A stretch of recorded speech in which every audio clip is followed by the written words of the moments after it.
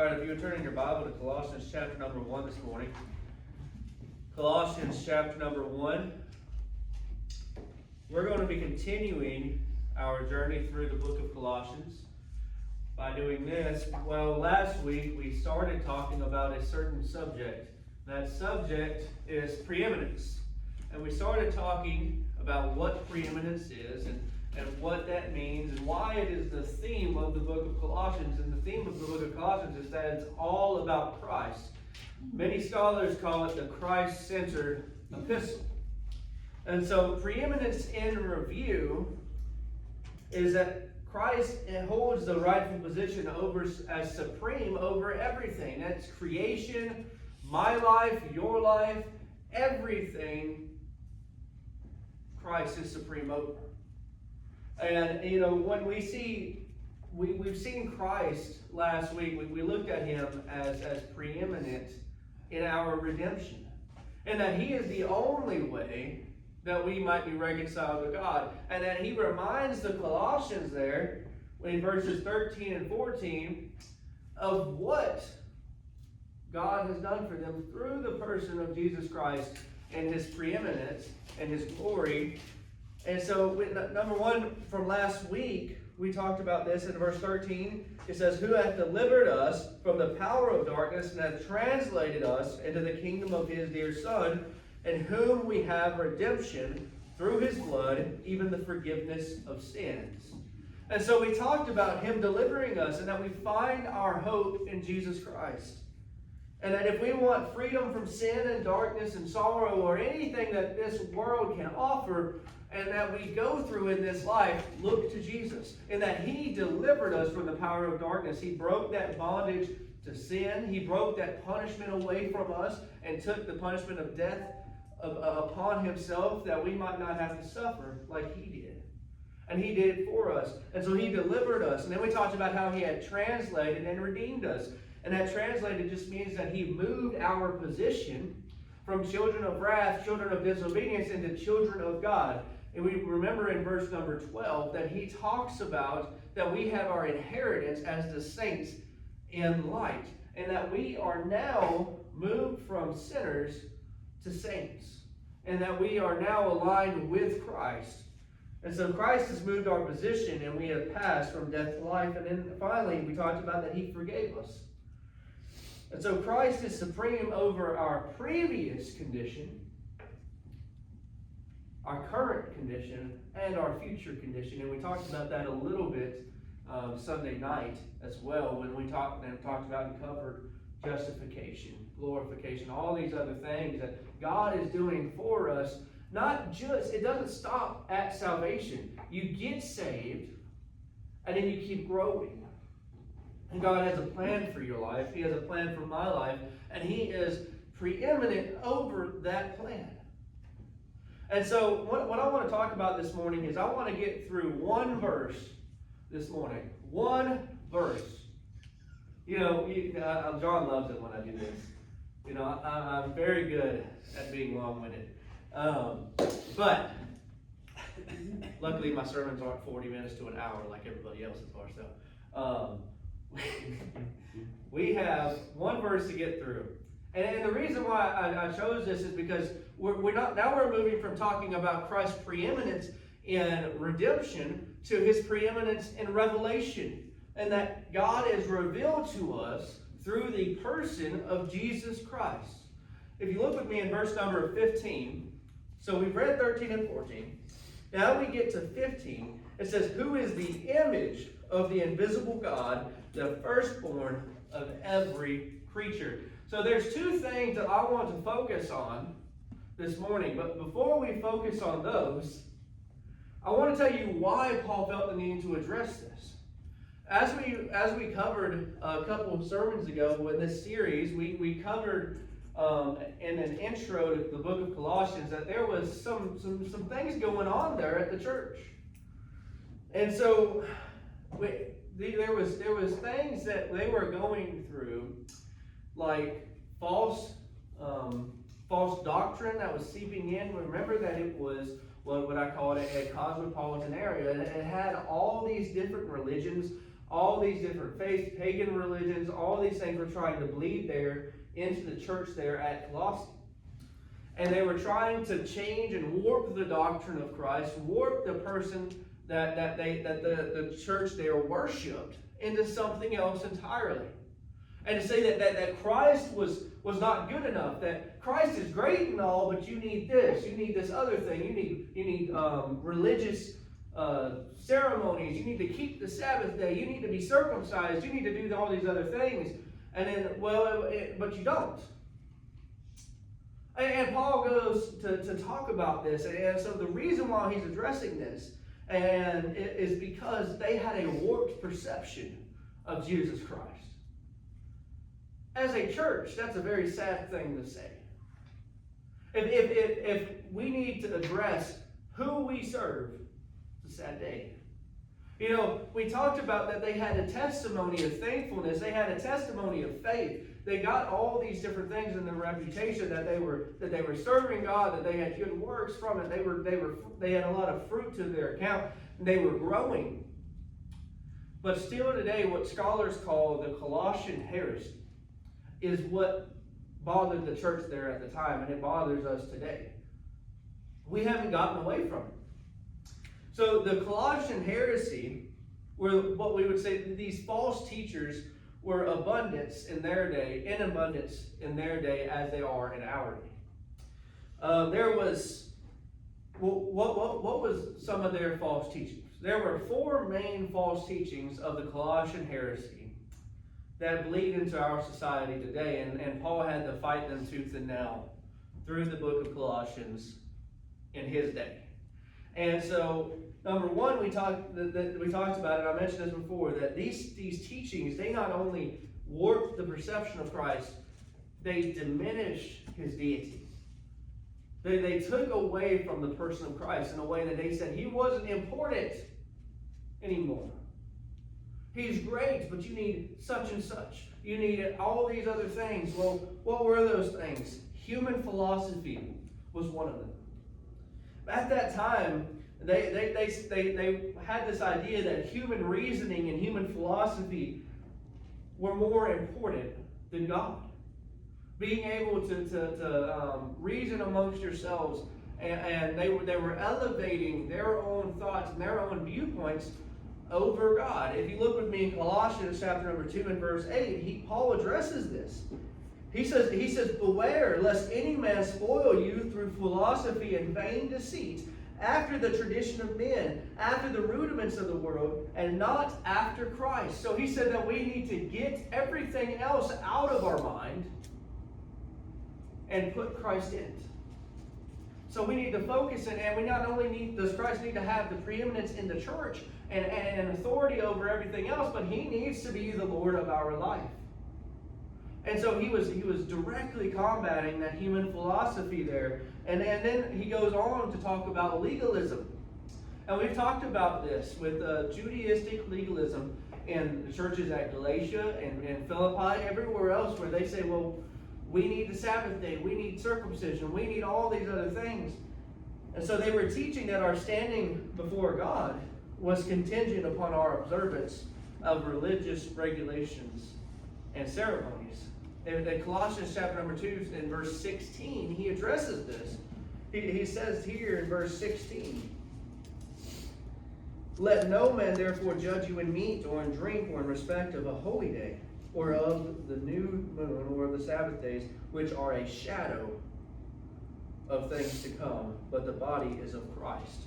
So he says this, and he addresses this topic again and saying, all of those things are not necessarily bad in and of themselves, but if you need them instead of Christ or in addition to Christ, your theology is wrong. They are not good enough to save you. They're not good enough to put you in a right relationship with God. Only Christ can do that. And so he goes here, and then the next topic is Greek mysticism.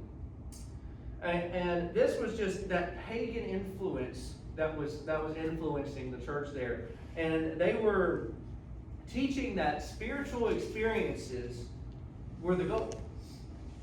And saying that, how many of you have known people that have some great testimonies?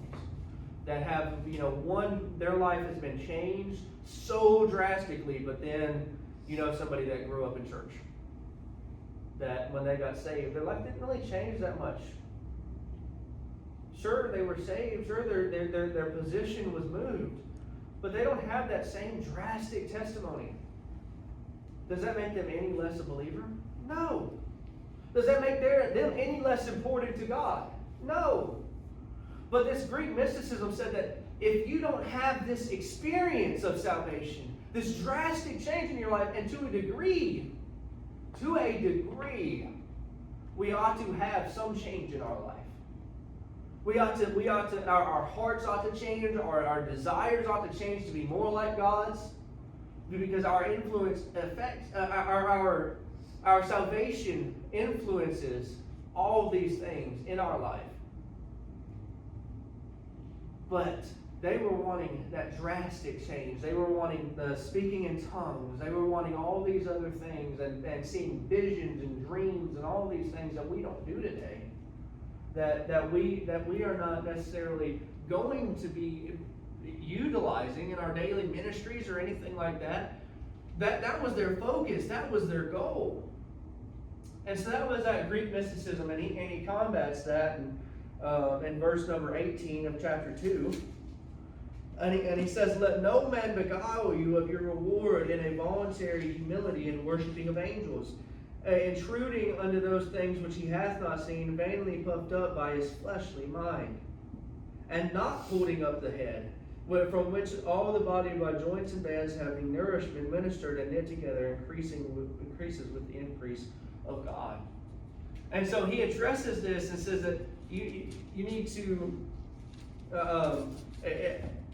not be vainly puffed up by your mind, by yourself, by your experiences.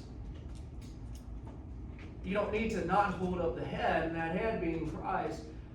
He needs to be the center of it, the focus of it. Not whether or not you have this great, fantastic testimony. You are just as much saved. Anybody that has some people would say, well, I don't have as good a testimony as so and so. Yes, you do. Everybody that grew up in church, they were there because of the testimony of their fathers, the testimony of their mothers, the testimony of their family. And that is a reflection of the family there. So you have a part in that. And the people that didn't grow up in church, the people that did have that drastic change, that's awesome. We'll be able to reach different sets of people, but it doesn't take away from our own salvation. And the Greeks were wanting that change, that spiritual experience. And then lastly, they talked about angel worship. This is where it gets really interesting. The Colossian heresy is one known for these philosophies, and the biggest of these philosophies was that Christ was merely the highest of the angels. Back in that time, there was that wrong philosophy is that Christ was nothing more than an emanation from God. Well, what does that mean? Well, this philosophy was known as the demiurge. And basically, in that philosophy, it was the idea that God, that there was a God, and that God created a creature. And then that creature was Jesus Christ, and it's just below him. And then Jesus created creatures, angels, just below him. So he's the highest of all the angels, and then so on and so forth. And then we get to human beings. Well, that's not what the Bible teaches. And so the Gnostics, the Gnostic philosophy and everything else like that, they called Jesus an emanation, something that merely came from God. But Paul is setting the record straight in this verse and says, who is the image of the invisible God? The firstborn of every creature. And so not only has Paul taken them through what God has done for them and what they're doing in the church, why you're even here is because God has redeemed you. Jesus has done this in you. Now let's talk about who he is, and let's set the record straight and say that Jesus is God. And so there's two things I want to talk about now that we've given a little bit of a background, and we should have a better understanding of why Paul was on this subject at all. Why this was so important. Because if you take away the deity of Christ, you take away your own salvation. If you take away the fact that Jesus is God, you take away all of that, then you take away his sinless life. You take away his sacrifice and the purity of his blood that was shed for us. And so this is very, very important. Because without Jesus being God, it wouldn't have been crucial for our salvation. It wouldn't have done anything for us. But because Jesus was God, we are able to have that right relationship with him. And so let's take a quick look at what Paul says about the subject.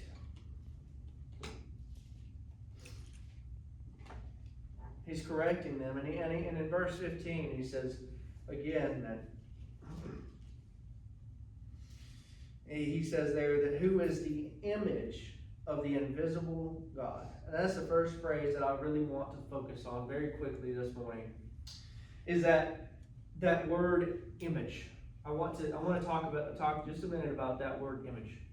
That word image in the Greek is the Greek word icon. What does that sound like? Icon. What is an icon? It's a representation of something else. So each of us have worked for separate companies, and some of us the same, and whatever. But our companies have these logos and these symbols, these icons, and even on your computers, Microsoft Word, Microsoft Windows, all these, they have their icons that represent what they are. And so that's where we get our word icon from, is the Greek word icon. And so from there, this expresses two ideas. Back in the culture back then, and the word there itself, likeness and manifestation. Likeness meaning as in an image of a coin or the reflection of a mirror. That Jesus is not only the likeness of God, but he is the reflection of God, and that he is the manifestation of the living God. And so how do we come to that? Why is this important to know? One of my teachers at Emmaus, he is very, Brother Jim Harris, I'm just going to say his name, Brother Jim Harris, love him to death. He has this thing that he tells us, words mean things, and then he expects us to go dive into these word studies. This is great, but words mean things, and it sounds so trivial, but they do. In the Greek, the study of it, they really do mean things. And so there are two words commonly used for image in the Greek culture at that time. And one is icon, and that's a stronger word meaning manifestation. The other one is homoiama, or something like that. I can't pronounce it right. But it's a weaker word that is used to describe merely something of similar appearance. So what is the significance of this word being used? Is that in that day, Paul was using a word that held a greater meaning. He wasn't just talking about somebody that looked like God, somebody that was similar. No, he was talking about somebody that was the manifestation of the living God.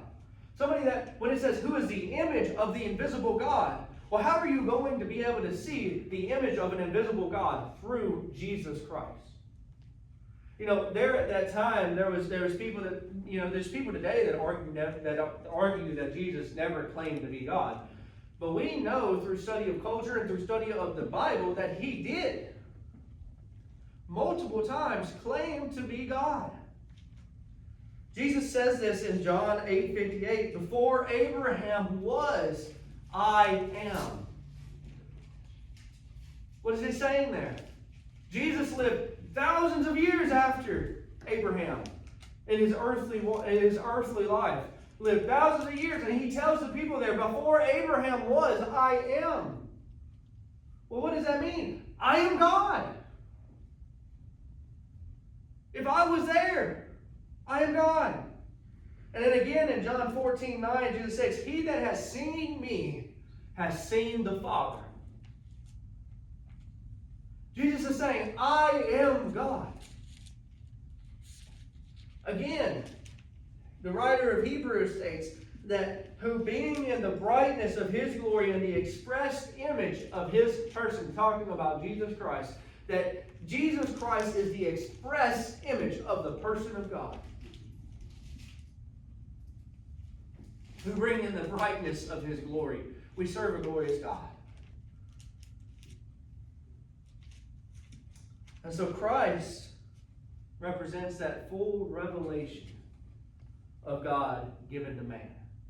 So why did I choose that name, preeminence and revelation? Because revelation is just simply something that means, a foretelling of something else. It's revealing something to us, and that is Jesus Christ revealing the very person and nature of God to us in His Word.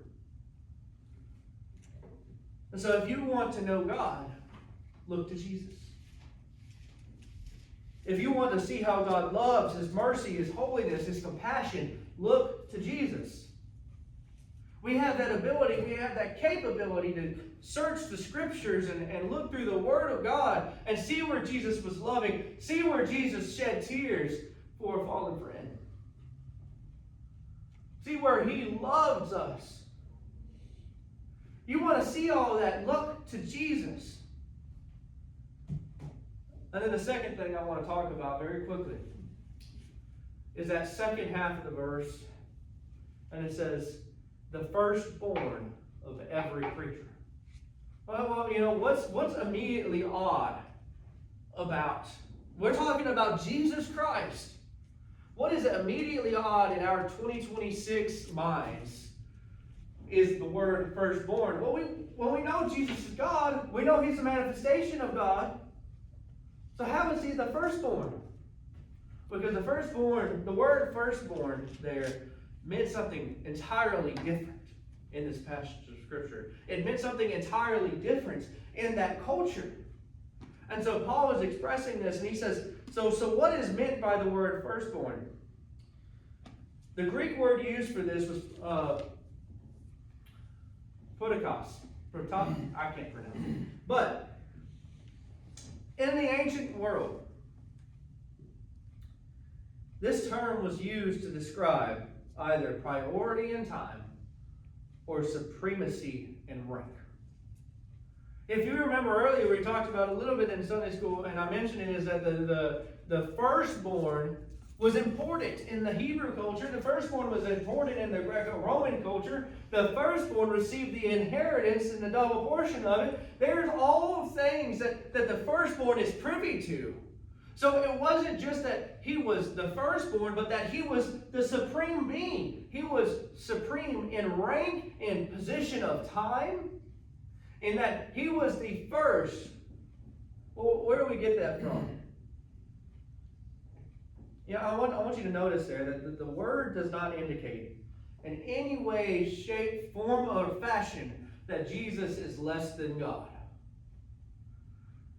It does not indicate that.